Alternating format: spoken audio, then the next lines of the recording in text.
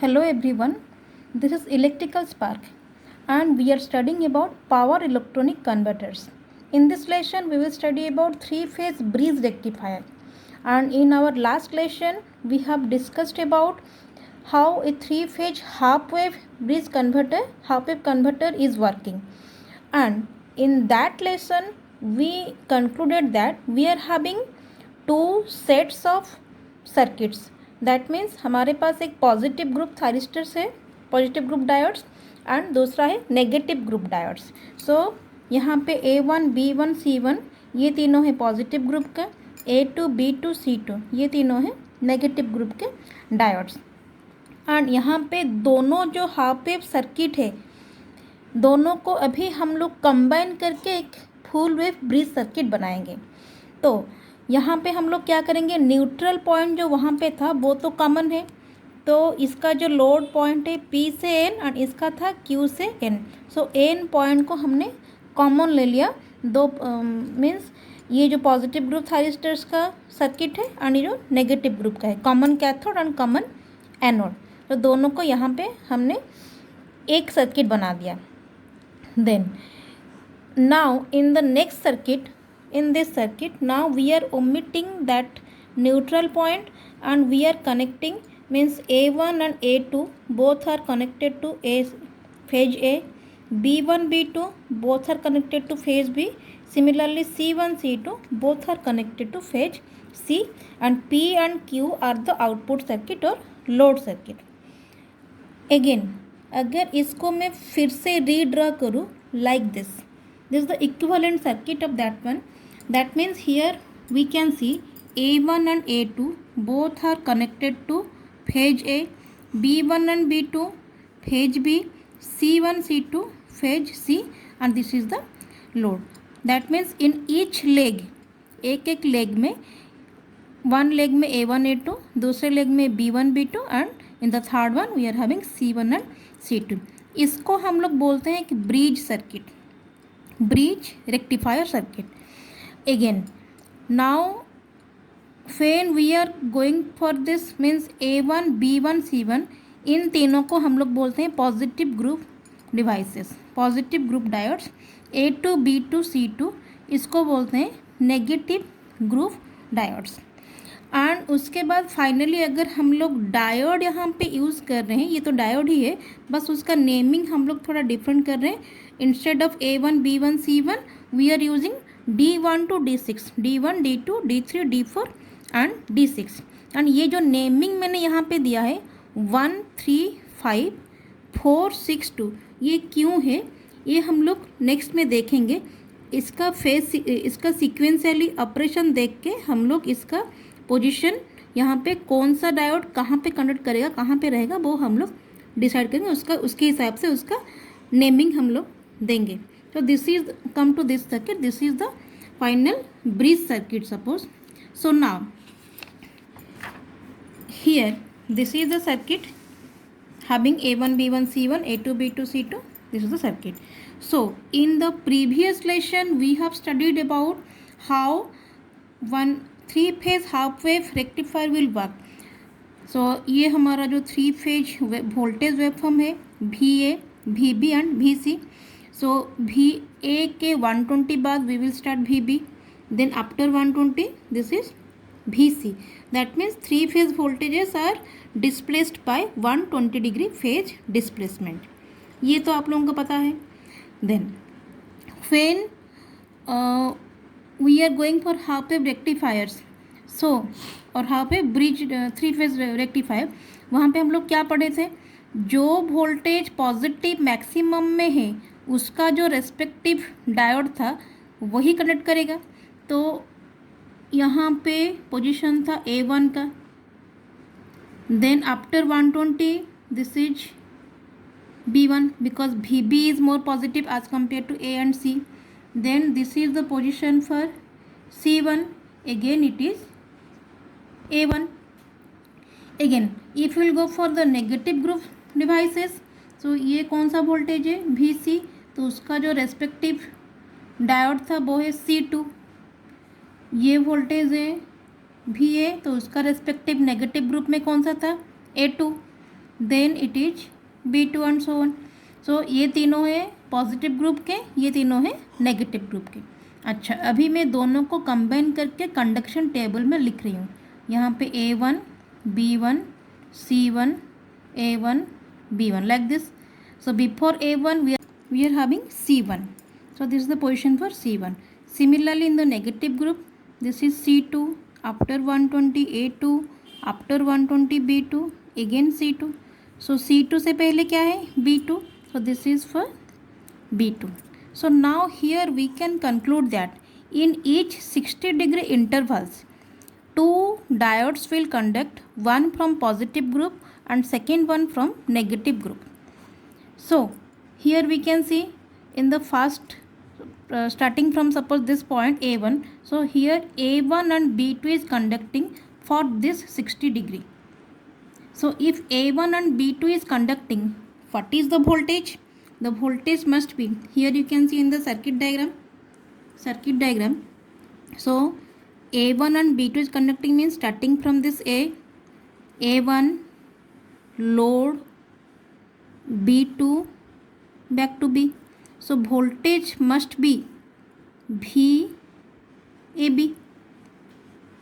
Then after 60 degree B2 will stop, C2 will start and A1 is conducting. So A1 and C2 is conducting. So here it is starting from A1 load, C2 back to C. So voltage must be A to C. So the second voltage is VAC. Similarly at this point A1 will stop and B1 will start. So B1 and C2 is conducting. So starting from B load, C2 back to C. So voltage is VBC. This is VBC. Similarly in the next 60 degree B1 and A2 is conducting. So voltage must be VBA. Again after 60 degrees C1 and A2. So voltage must be VCA. Then next 60 degree voltage must be VCB. And here again A1 and B2 is conducting. So voltage must be VAB. So here we can see that the output voltage is VAB, AC, BC, BA, CA and CB. So these are which voltages? This is the line voltage of the three phase system. ये phase voltage नहीं है. जैसे half wave में हमारा output क्या था, either VA और VB और VC ये सब आ रहा था. बट जब हम लोग ब्रीज रेक्टिफायर यूज़ कर रहे हैं, यहाँ पे हम लोग क्या देख रहे हैं कि वोल्टेज हमारा AB, AC, BC, BA, CA, CB these are the line voltages are coming. So अगर लाइन वोल्टेज आउटपुट में आ रहा है, लेकिन इनपुट में हम लोग क्या ड्रॉ किए हैं, इनपुट वोल्टेज में हम लोग फेज़ वोल्टेज ही लिए. तो फेज़ वोल्टेज से आउटपुट हम लाइन वोल्टेज ड्रॉ करने में थोड़ा डिफ़िकल्टी होगा. तो अगर हम लाइन वोल्टेज को ही एज एन इनपुट ड्रॉ करके शो करेंगे तो it will be easier to draw the output voltage. So अभी हम लोग क्या करेंगे, VA, VB, VC नहीं लेंगे, इनपुट में directly VAB, AC, BC, BA and CA, CB ये सब लेंगे. तो ये थोड़ा इजी होगा. एंड अगर हम लोग डायोड्स के जगह पे A1, B1, C1 इनके जगह पे अगर हम लोग D1, D3, D5 ऐसे कुछ लिख रहे हैं, तो यहाँ पे सर्किट को आइए, यहाँ पे मैंने लिख लिया D1, यहाँ पे लिखा D3, यहाँ पे लिखा D5 एंड यहाँ पे D4, D6, D2. यहाँ पे 2, 4, 6 सीक्वेंस नहीं है, 4, 6 एंड 2 यहाँ पे है 1, 3, 5. तो यहाँ पे अगर हम लोग देखेंगे A1 के जगह पे मैं क्या लिख सकती हूँ, D1, B1 के जगह पे D3, C1 के जगह पे D5, again D1 and in place of C2 यहाँ पे देखिए C2, तो C2 के जगह पे मैं क्या लिखूँगी, D2. तो ये मेरा D2 का पोजीशन है. देन A2 के जगह पे I can write down D4, so this is D4 and B2 के जगह पे I can write down D6. सो यहाँ पे अगर हम लोग देखेंगे कंडक्शन टेबल में तो D1 उसके 60 डिग्री बाद D2 after 60 D3, after 60 D4, then D5, then D6, then D1. So this is the sequence, means the sequence must be in a order. So 1 to 6. सो इसलिए हमारा नेमिंग इसी तरह से हम लोग देंगे. जब हम लोग डायोड्स यहाँ पे डी फॉर्म में लिख रहे हैं तो पहला वाला पॉजिटिव ग्रुप में हम लोग लिखेंगे 1 3 5, नेगेटिव ग्रुप में लिखेंगे 4 6 2. 2 4 6 नहीं लिखना है, 4 6 2 अगर लिखेंगे तो सिक्वेंसली स्टार्टिंग फ्रॉम 1 to 6 वो सिक्वेंसली कंडक्ट करेगा. अच्छा, अभी नेक्स्ट पार्ट क्या है, हम लोग अभी line voltages as an output as an input लेंगे. तो these are the 6 line voltages. 3 है पॉजिटिव, 3 है नेगेटिव. यहाँ पे मैंने जो थिक लाइन में ड्रॉ किया है वो पॉजिटिव वोल्टेजेस है, जो डॉटेड लाइन है वो है negative voltages. So A B, then A C, then B C, B A, C A, C B. यहाँ पे आप लोग देख सकते हैं A B, B C and C A तीनों है positive voltage. A C, B A and C B तीनों है नेगेटिव वोल्टेज. सो टोटल मिला के we are having 6 voltages here. And here we can conclude or we can see that यहाँ पे भी मैंने ड्रॉ कर लिया है दोनों सर्किट्स, ये ए बी सी फॉर्म में and the same one in the form of 1 3 5, D1 D3 D5 and D4 D6 D2. It will be easier to understand. So the पहला पोजीशन किसका था, A1 का, तो यहाँ पे मैं लिखूँगी D1 का. D1 के आफ्टर 60, इसको आप लोग आँख बंद करके भी अभी लिख सकते हैं. आफ्टर 60 डिग्री नेगेटिव में D2 ही कंडक्ट करेगा, क्योंकि हम लोग सिक्वेंसली यहाँ अभी लिखेंगे. देन आफ्टर 60 डिग्री पॉजिटिव में आ जाएगा D3, then after 60 degree negative में आ जाएगा D4, then after 60 D5, after 60 D6, after 60 again D1. यहाँ पे आप लोग देख सकते हैं ये पॉजिटिव वोल्टेज है जो थिक लाइन है, तो इसलिए पॉजिटिव ग्रुप डायोड ही कंडक्ट करेगा. जो डॉटेड लाइन है ये है नेगेटिव हम लोग लिए हैं, तो नेगेटिव ग्रुप डायोड कौन सा है, D2 D4 एंड D6. तो ऑब्वियसली नेगेटिव ग्रुप डायोड ही यहाँ पे कंडक्ट करेगा. Again positive negative positive negative. And हमारा सीक्वेंस क्या है, अगर positive group diode D1 conduct कर रहा है, स्टार्ट हो रहा है, तो उसके 60 डिग्री बाद ही D2 स्टार्ट होगा नेगेटिव में, तो मैं इसको यहाँ लिख सकती हूँ. देन उसके 60 डिग्री बाद D3 होगा, जो यह कंडक्शन टेबल है यहाँ पे. मीन्स दोनों पॉजिटिव ग्रुप और नेगेटिव ग्रुप दोनों को मिला के यहाँ पे हम लोग कंडक्शन टेबल बना रहे हैं. तो D1 D3 D5 D1 D3. सो D1 से पहले है D5, so here it is D5 and D2, उसके बाद होगा D4, उसके बाद ये वाला D6. बस सिक्वेंशियली हम लोग लाइन ड्रॉ किए हैं, बस यहाँ पे लिखेंगे D2. तो D2 से पहले क्या है D6, तो दिस इज D6. यहाँ पे हम लोग देख सकते हैं क्या D1 D2 D3 D4 D5 6, 1 2 3 4 5 6. This is a sequence here. Okay, so friend D1 and D6 is conducting. Voltage क्या होगा अभी फिर से थोड़ा देख लेते हैं. D1 and D6 is conducting. So starting from A, load D6 B, so voltage must B VAB. सो पहला वाला वोल्टेज हो गया VAB. सो यहाँ पे हमारा लाइन वोल्टेज ही हम लोग ड्रॉ किए एज एन इनपुट वोल्टेज. बस so ये जो पोर्शन है इसको ही हम लोग आउटपुट में देख सकते हैं for this 60 degree. This one, this is VAB. Again for the next 60 degree D1 and D2 is conducting. अगर D1 D2 कंडक्ट कर रहा है, so starting from A, then load, then D2, then C, the voltage must be VAC. So यहाँ पे देखिए next voltage क्या है, VAC है. तो इतना पोर्शन आएगा आउटपुट में हम लोग देख सकते हैं. तो इसको हम लोग यहाँ पे ड्रॉ कर लेंगे separately AC. Similarly then D3 and D2, अगर D3 D2 कंडक्ट कर रहा है, voltage must be VBC. You can see और you can verify it from the circuit diagram. So यहाँ पे हो गया VBC. Again next 60 degree VBA due to D3 and D4. Again next 60 degree D5 and D4. So this is the voltage. So it will be in a sequence. Here you can write down it is VAB, then AC, then BC, then BA, then CA, then CB, again भी A B, so A B से पहले क्या है भी C B, तो ये वाला जो पोर्शन है ये भी हम लोग देख सकते हैं आउटपुट में, दिस इज भी C B. So here we can see that this is 60 degree, ये भी 60 है, ये भी 60 60 60 60. सो 1 2 3 4 5 6, ये कितना हो गया 1 साइकिल और 2 पाई. So in one cycle of input voltage we are getting how many number of pulses in the output? 1 2 3 4 5 6. This is 6 pulse. हमारा एम क्या है, अगर हम लोग नंबर ऑफ पल्सेस को बढ़ाएंगे the output voltage will become more DC.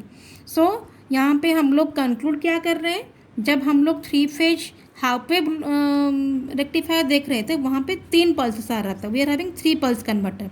But when we are in going for this bridge rectifier, now in one cycle of input voltage we are getting 6 number of output pulses. So it is known as 6 pulse converter circuit. So now it is clear. Then the last part is, if we will want to draw the voltage across the device. Suppose यहाँ पे मैंने लिया है भी D1, तो D1 जब conduct कर रहा है तो तब तो उसका वोल्टेज ज़ीरो ही है, ये आप लोगों को पता है. One device is conducting means it is a short path, तो its voltage is zero. So here it is conducting, here it is conducting. In between that just we have to see what is the voltage across this device. So when up to this much it is 0, after that one must be one reverse voltage will appear across the device. So कितना reverse voltage होगा, so reverse voltage यहाँ पे D1 का जो respective voltage है वो है क्या है भी ए बी एंड ए सी, यहाँ से यहाँ. So D1 is subjected to voltage A, so A B and A C. तो ए बी एंड ए सी का जो रिवर्स वोल्टेज है वही अप्लाई करेगा उसके अक्रॉस में जब वो कंडक्ट नहीं कर रहा है. तो यहाँ पे अगर यहाँ से देखिए, सो दिस इज भी A B and this is भी A C. So this much of voltage can appear or will appear across the device up to this much. This is VAB. Again this is VAC up to this much, and after this point D1 is again conducting. So this much of reverse voltage will appear across the device. So I can draw it like this. This one. So the first voltage is VAB and the second voltage is VAC. This is the voltage across the diode. Again the last part is we have to find out the average output voltage. So यहाँ पे हम लोगों को 6 pulse मिल रहा है एक cycle में, and the line and the voltage is line voltage. So that's why V0 का वैल्यू कितना होगा, it should be 6/2 pi, 6 number of pulses in one cycle. So 6/2 pi. Then V ml sin omega t d omega t, as because it is sine wave, and the limit must be 60 to 120. We are getting the limit within 60 degree interval, so it should be 60 to 120 degree, and finally we will get the value of V0 is equal to 3 V ml by pi. This is the value of the output voltage in case of 3-phase bridge rectifier. In the next lesson we will go for 3-phase bridge rectifier with control switches, means we will use the thyristors. Then we will see what should be the output voltage. Thank you. अगर आप लोगों को ये lesson अच्छा लगा तो comment करके ज़रूर बताइएगा. पावर इलेक्ट्रॉनिक्स में और भी बहुत सारे कन्वर्टर्स है जो हम लोग नेक्स्ट लेसन्स में पढ़ेंगे. So to know more about power electronic converters you can subscribe to my channel. एक और बात, वीडियो को लाइक करना मत भूलिएगा. Thank you everyone. I will see you in another lesson.